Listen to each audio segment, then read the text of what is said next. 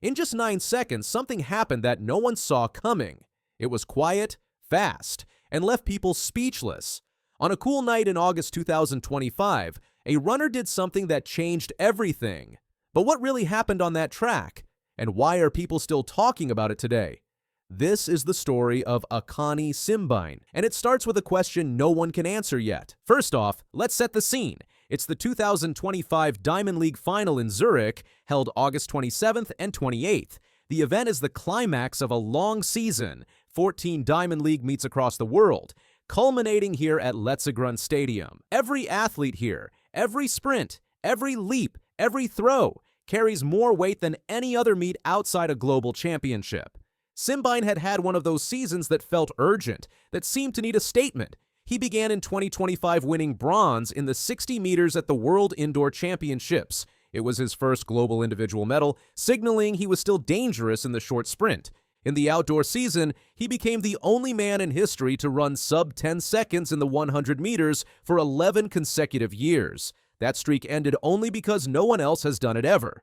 He ran 9.90 seconds at the Botswana Grand Prix, a world-leading time. Then he rattled off Diamond League golds, first with a 9.99 in Xiamen, then victories in Atlanta, 9.86, and Rabat, 9.95. He was building momentum, reminding fans and rivals that the spark hadn't faded. But still, doubts lingered. With a season full of ups and downs, impressive wins punctuated by ordinary performances, the question was whether he could rise when the pressure was highest, when it mattered most. The answer came in Zurich. Christian Coleman, the American champion, turned in a 9.97-second run to win the men's 100-meter. Akani Simbine followed just 1/100th of a second behind, crossing in a blistering 9.98. It was as close as it gets. One lean, one breath, one instant. Akeem Blake took third in 9.99. It was a blanket finish, heart-stopping in its intensity. For Simbine, it was redemption. He had silenced the whispers that his best days were behind him. In Zurich's biggest spotlight, he stood tall, proving he still belongs among the world's elite. And more than that, he delivered on the promise of his season. And think about what that says going into the World Championships. A runner who can haul up to a 9.98 in the biggest Diamond League final after a season of battling back and forth between brilliance and inconsistency. It says, he isn't just ready, he's dangerous. He looked in form, in rhythm, in fight. The world's best were there in Zurich. Noah Lyles won his 6th Diamond League final with a stunning 19.74 in the 200 meters. Julian Alfred came back from injury to win the women's 100 meters in 10.76. The bar was high, the pressure intense. And by nailing second place in his event under that pressure, Simbine said more about his readiness than any words ever could. Let's break down what that means. He's raced fast all season, but now he's done it when it counts most. To run 9.98 in that moment shows sharpness, composure, and a willingness to fight. It shows he can deliver under fire. That's exactly the kind of mindset that breeds success in Tokyo at the World Championships. We've seen in recent years how championship sprint finals are won by inches and often by nerves. Simbine has the experience, the history of national records and global finals, and now this, the confidence of a big stage podium finish. That matters. What makes this even more compelling is how he navigated the season. He didn't coast to Zurich on purely dominating runs. Instead, he had to find form after obstacles. That journey built resilience. It tells us he's not just peaking physically, he's peaking mentally too. And look at the narrative. Once doubted, now a comeback hero. That's the storyline people connect with. Fans love a comeback. They love resilience, belief, faith rewarded.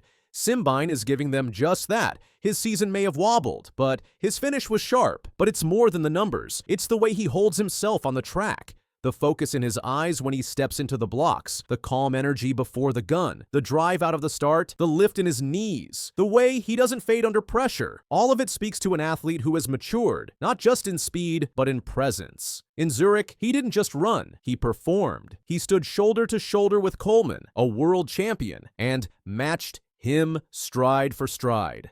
In many ways, Simbine's journey mirrors that of the greatest athletes, the ones who reach the top, stumble, and find their way back with grit rather than glamour.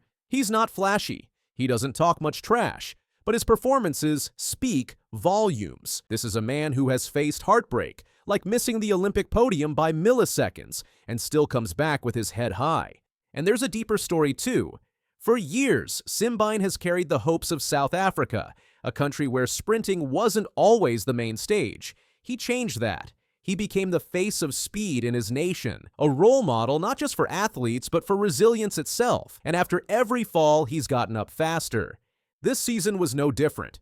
Early races brought questions. Was his time running out? Was the next generation about to take over? Young sprinters like Lyles-Hill and Oblique Seville were making noise. The spotlight was shifting. And yet, in Zurich, Simbine reminded them all, experience matters, timing matters, delivering when it counts matters more than hype. Now the countdown begins. 2 weeks to Tokyo. The World Championships are where legends are made and legacies are sealed. Every athlete arrives with a story. Some are peaking, some are fading, others are hunting redemption. For Simbine, it's a mix of all three. He has the scars of battle, the fire of ambition, and the rhythm of a man who knows this might be his moment. Let's not forget what's at stake. A medal at the World Championships is more than a title. It's validation. It's history. For Simbine, it would be the crown on a career that has fought for every inch. Let's not overlook what else he brings. Years of finals experience, national records, relay golds, Olympic near medals, and now indoor and Diamond League podiums. He has depth. Knoxville, Doha, Rome, Xiamen, Atlanta, Rabat, Zurich. They're not just races. They're markers in a career that's still very much climbing. Viewers in South Africa will feel it too. With this performance, Simbine reminded everyone he still carries the nation's hopes. He lifted fans back out of doubt and into belief. That's powerful. So here's how the script could close. Simbine stood there in Zurich, second to Coleman, but standing tall, carrying something bigger than just his lane. He carried history, hope, a nation, and a message. He's not done yet. 2 weeks out from Tokyo's World Championships, he's as ready as he's ever been. Eyes now turn to the global stage, where seconds will separate medals. And for Akani, that margin could be the next chapter of a thrilling story still being written. Noah Lyles just did the unthinkable, beating the Olympic champ in the final seconds and making track history in the process. But what happened at the finish line left everyone in shock. Noah, an American sprint star who already held multiple world titles and had a personal best of 19.31 seconds in the 200 meters, had a unique target. He was going for a 6th straight Diamond League final win in the 200, a feat no other track athlete had ever pulled off. His rival across the field was none other than Olympic champion Lyles-Hill, the young legend from Botswana who had stunned the world by beating Noah in the Olympic 200 final. Tonight's race wasn't just another contest. It was poised to be a showdown where past pain met burning ambition. This was more than a sprint. This was a mental battle. Everyone watching knew the storylines. They knew Lyles had been dominant in the Diamond League, but had fallen short when it mattered most at the Olympics. And Tebogo. He was the new face of speed, calm under pressure, with a stride so relaxed it looked effortless even at top speed. It was a clash of eras, of mentalities, of two runners with everything to prove. When the gun went off, Tebogo leapt ahead. His smooth, powerful stride carried him just ahead as they rounded the bend. It looked eerily similar to the Olympic replay. Tebogo out front, calm, collected. But Noah wasn't about to repeat the mistakes of the past. He wasn't panicking. He remembered every stride, every fall, every moment that led him here. The crowd got even louder as the runners reached the last part of the race. Then, like a flash, Noah started running even faster. With his body leaning forward and every part of him pushing hard, he focused completely on the finish line. Right at the last second, he passed Tebogo and won the race just barely by only 0.02 seconds, finishing in 19.74 seconds. 19.74, practically flying. And with that, Noah clinched his 6th consecutive Diamond League final victory in the 200. No athlete before had ever made it 6. Suddenly, the record book felt different because he was in it alone. But what made this race even more remarkable was what you couldn't see on the stopwatch. It wasn't just about the time, it was about timing. Noah timed that final push with the precision of a sniper. He didn't lead the whole way. He stalked his opponent, waited, and attacked at the exact moment when the world thought Tebogo had it sealed. His words after the race captured it perfectly. 6 in a row, the most in track. It is pretty nice to have that. I saw Lyles-Hill lean on the finish line, but I knew I won. I knew if I panicked, I was not going to win. If you are tight, you are done for. Those sentences weren't rehearsed. They were raw, honest, the kind of insight only someone who's sprinted that close to defeat and snatched victory might have. Tebogo's reaction was mature too. He said watching Lyles win, he realized how much Noah had grown in humility since the Olympic loss. You have to let the legs do the talk, he said. The more you talk and you cannot prove it means you only talk. You do not prove yourself. But for me, I do not talk. I just let the legs do its thing. That level of respect, that competitive poise, it's what makes this rivalry feel like more than just a contest. It's a chapter in sprinting history being written out loud. The stakes were high, not just for bragging rights. With the World Athletics Championships in Tokyo on the horizon, this was huge. For Noah, after a couple of 100-meter losses earlier that season, winning here was exactly the confidence boost he needed. It wasn't just another medal to hang on the wall, it was a statement, loud and clear, to every sprinter lining up in Tokyo, he's still the man to beat. And the atmosphere? It was absolutely electric. The Diamond League final, the premier stage in track and field, had drawn the world's biggest stars to Zurich's Letzigrund from August 27th to 28th.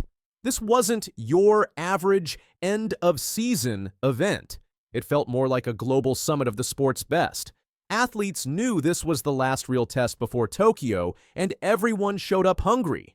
Lyles' win was just one of the headlines. Julian Alfred made a comeback splash, clocking 10.76 seconds to win the women's 100 and silence any doubts about her recovery.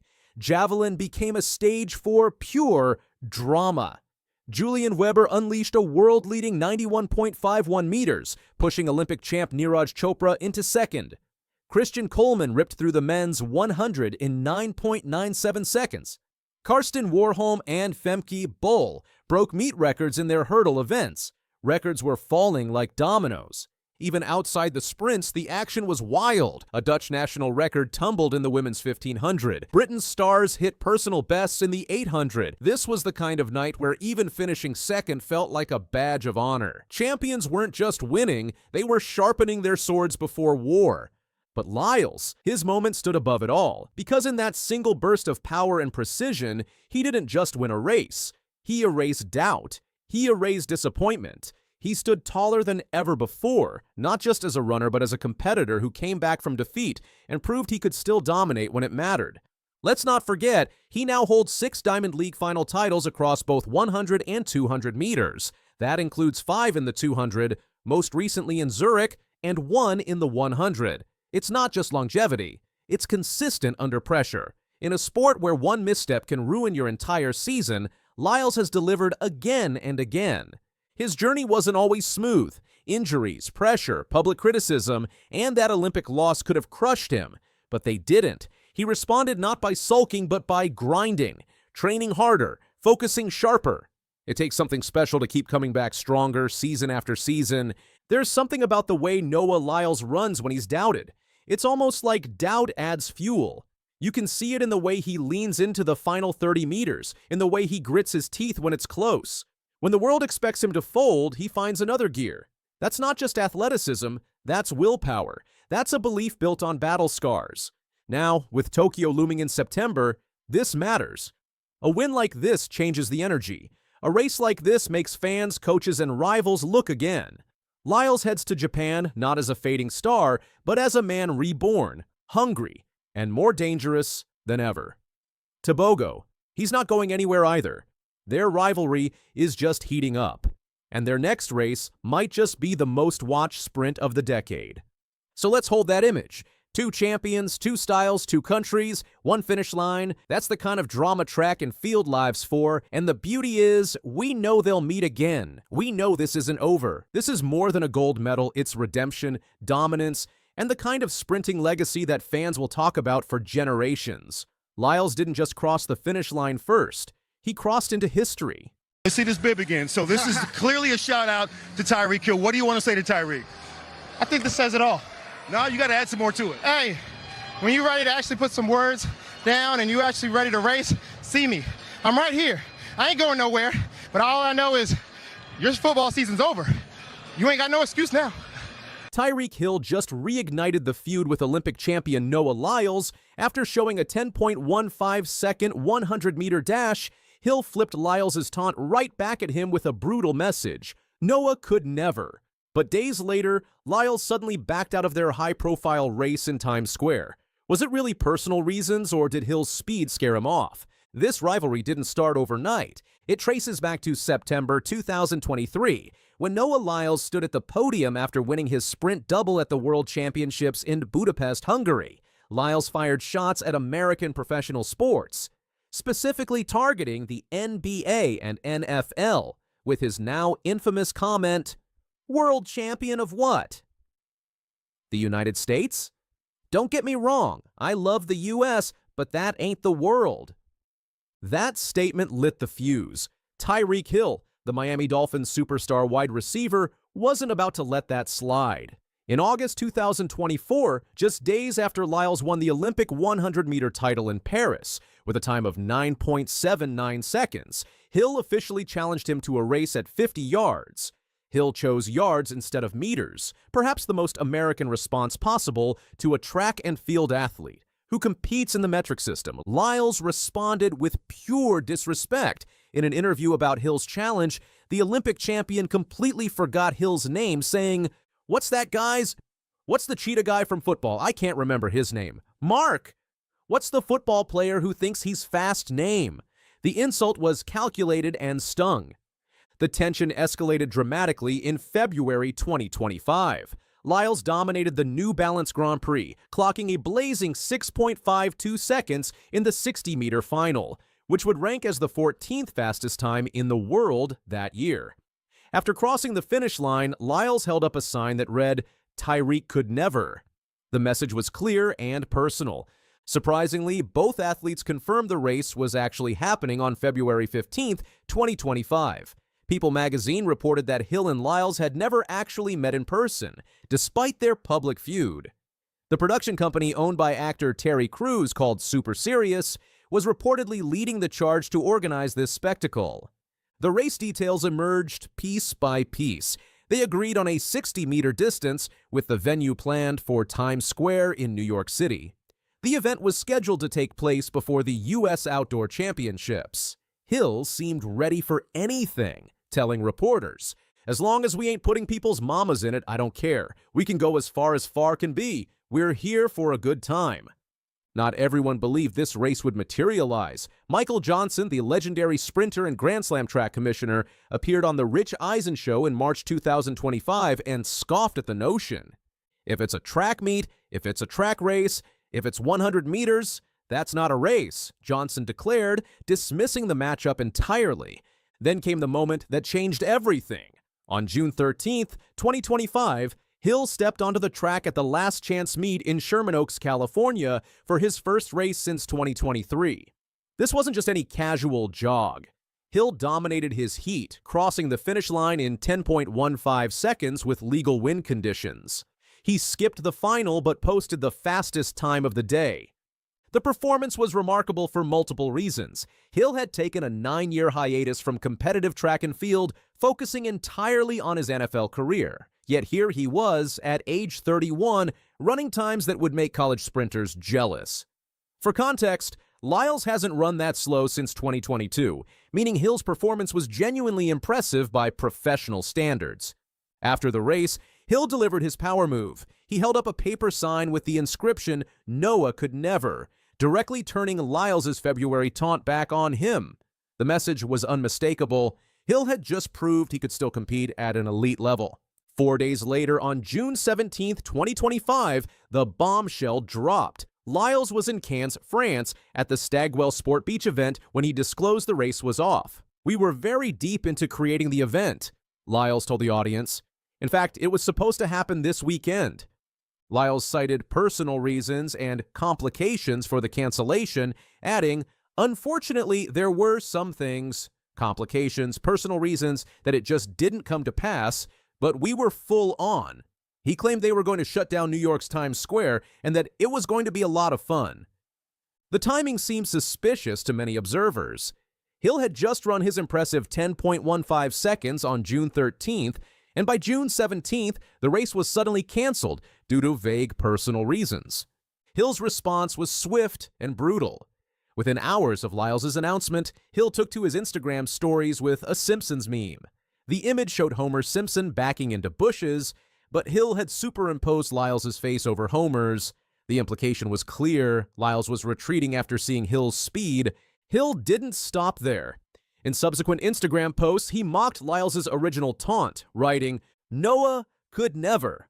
Less than 24 hours later, Hill posted another jab on Twitter X, sharing a photo of two dogs sitting in cars. One dog was labeled Me, Hill, and the other Noah. Hill appeared to be watching intently while suggesting Lyles was looking straight ahead, avoiding confrontation. The social media warfare stated Hill's belief that Lyles backed out after witnessing his track performance. Hill's athletic credentials support his confidence. During his freshman season at Oklahoma State in 2014, he was a first-team All-American and Big 12 champion in the 200 meters. His high school 200-meter personal best still ranks as a top 3 performance in high school history. Even after focusing on football for nearly a decade, Hill clearly maintained his sprinting foundation.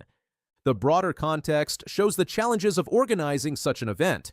NFL training camps typically begin in mid-July for veteran players like Hill. Meanwhile, the track and field season was in full swing, with the important 2025 USATF Outdoor Championships scheduled for July. Both athletes face legitimate scheduling conflicts with their primary sports.